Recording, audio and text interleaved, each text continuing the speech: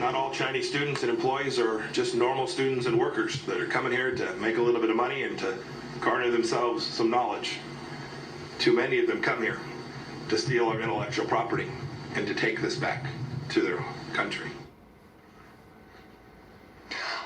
Holding China accountable, you heard my open last week, and now you just heard Secretary of State Pompeo.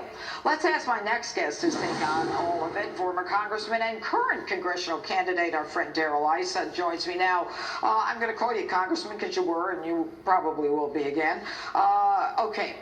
China, how do we make it accountable? And with the closure of the consulate in Houston, it appears that there's a lot more going on than most Americans know. What can you tell us, Congressman? Well, there's a lot more going on, and it's been going on for decades. Under the Biden era, those 8 years, China was allowed to expand its footprint in the United States. They were allowed to increase the trade deficit by vast amounts. Under the Trump doctrine, first we looked at trading partners where we could make deals better, like Canada and Mexico. Then the president turned on to China, entered into agreements, but said they'd have to live up to standards the rest of the world appreciates and is willing to live up to. And one of them is not having state-sponsored espionage of our commercial, industrial, and obviously military secrets. And that's where China is not making it, and that's where the Trump doctrine now, with Secretary Pompeo and others, is engaging in the kind of activities that China understands, which is if they won't play by the rules, then we're going to take their spies and shut them down. And that's what the president's doing. And it's the next step in a Trump doctrine that he promised when he campaigned, and he's been delivering for 3.5 years. You know what's amazing, Congressman, and speaking to Congressman Kevin McCarthy earlier, he talked about legislation that they tried to get passed on issues relating to China and its obvious malfeasance.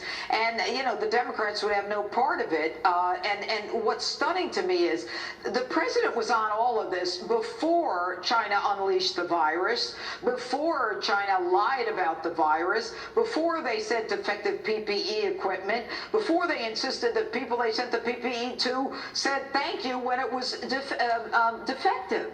I mean, what else can we do in this fight?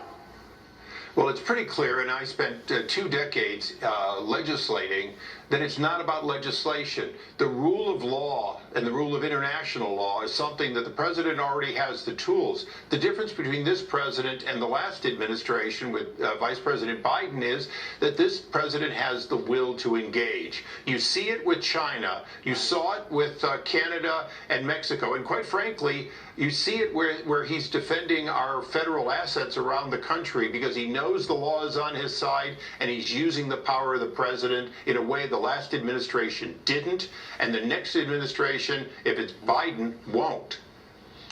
Oh, okay. And in the short time that we have left, you know, I think the president had a good week this week. It appears that, you know, he is, you know, fighting for law and order. You know, with foreign policies now getting it on the right track. He's fighting for federal employees inside the facilities and sending help. And he's sticking to law and order. It's classic Donald Trump. What do you say?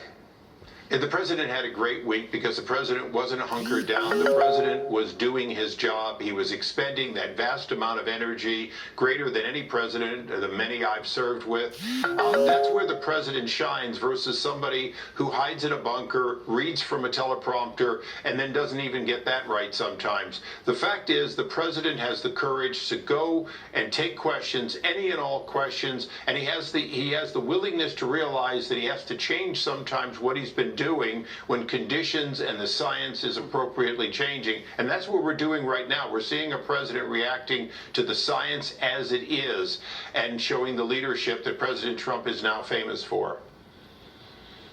All right, Darrell Issa, thanks so much for being with us. My pleasure, Judge. All right.